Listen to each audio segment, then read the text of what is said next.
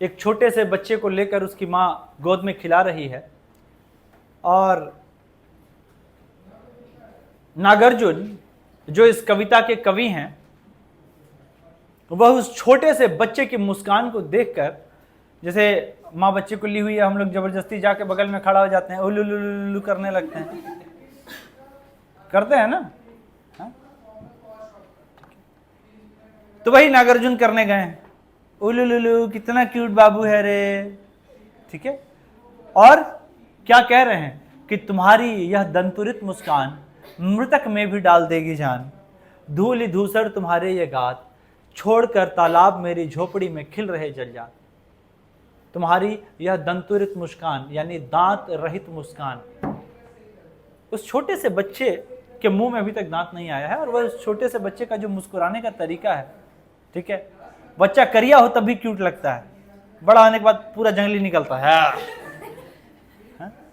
लेकिन बचपन में वो बच्चा भी क्यूट दिखता है, ठीक है। हाँ, बशर्ते उसका माँ उसको पूरा पाउडर उडर लगा के अलग से काला के ऊपर काला टीका ना पोती हो तो, ठीक है। हाँ, वैसा कर देने से फिर वो मतलब अलग ही लगता है भाई, ठीक है। हाँ, पूरा आर्टिफिशियल, ठीक है।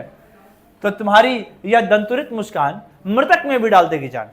लेखक देखो उस सुंदरता का क्या वर्णन कर रहे हैं कि तुम्हारी यह दंतुरित मुस्कान मृतक में भी डाल देगी जान, धूल धूसर तुम्हारे ये गात।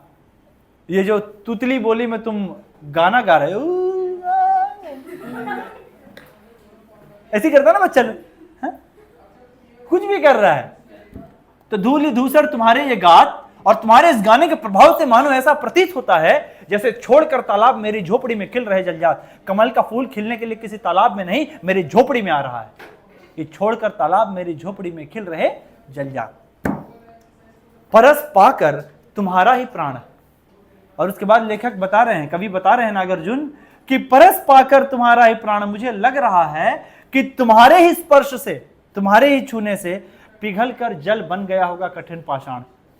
तो ये जो पत्थर पिघल करके पानी हो गया, ये तुम्हारे स्पर्श का ही देन होगा, तुम्हारे छूने से ही ऐसा होगा कि परस पाकर तुम्हारा ही प्राण, पिघल कर जल बन गया होगा कठिन पाषाण, ठीक है। यानी पत्थर हृदय वाला आदमी भी तुम्हारे पास आकर के तुम्हारी यह दंत रहित मुस्कान देख ले तो वह एकदम उसका दिल सॉफ्ट हो जाएगा, ठीक है, ये बताना चाह रहे हैं। उसके बाद कहते हैं कि छू गया तुमसे कि झरने लग पड़े शेफालिका के फूल, बांस था कि बबूल। कि तुम्हें छूते साथ ऐसा प्रतीत हुआ कि मानो शेफालिका के फूलों की वर्षा हो रही।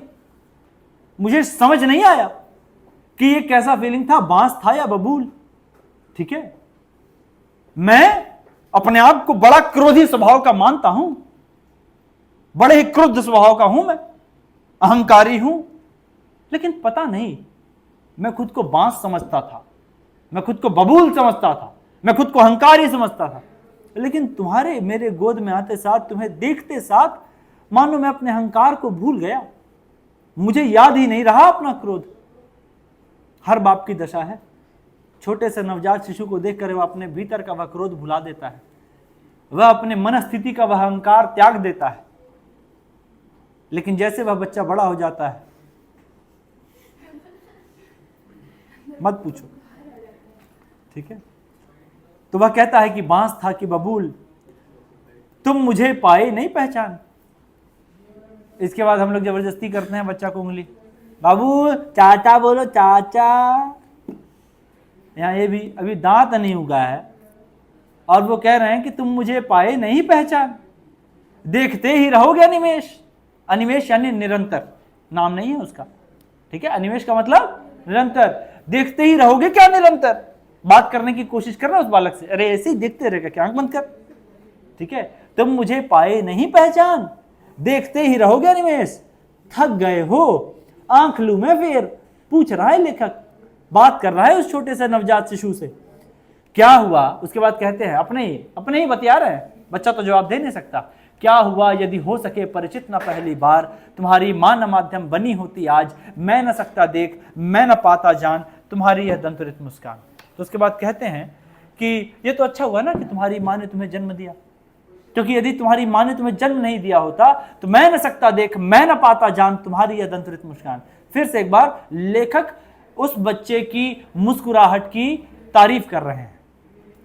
उसके बाद कहते हैं कि धन्य तुम, धन्य तुम्हारी मां, चिर प्रवासी मैं इतर मैं अन्य। धन्य तुम, मां भी तुम्हारी धन्य, चिर प्रवासी मैं इतर मैं अन्य।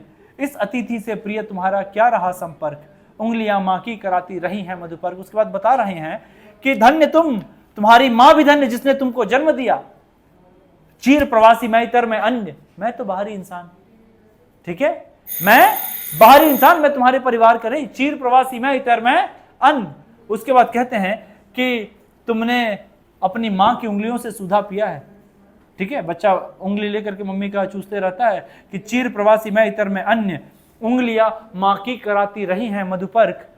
उसके बाद कहते हैं कि देखते तुम इधर कनखी मार, ठीक है, जब आप बच्चे से बात कीजिएगा ना, बच्चा पहले उधर देख रहा है, आपका बात खाली सुन रहा है, अचानक ऐसे करके देखेगा। तो ये जो अंदाज है उस बच्चे का, उस पर लेखक कहते हैं कि देखते तुम इधर कनखी मार, कृष्ण हो बेटा, ऐसा कनखी मार के देख रहे हो, कि देखते तुम इधर कनखी मार और होती जब की आंखें चार। और जैसे तुम्हारा आंख मेरे आंखों से मिलता है, तब तुम्हारी दंतरित मुस्कान मुझे लगती बड़ी ही छविमान। और जैसे बच्चे का आंख आपकी आंखों से मिलेगा, दोनों जन मुस्कुरा देंगे। और कवि नागार्जुन को बच्चे की यह हंसी बड़ी ही छविमान लगती है, बड़ी ही मनमोहक लगती है। नागार्जुन की रचना थी।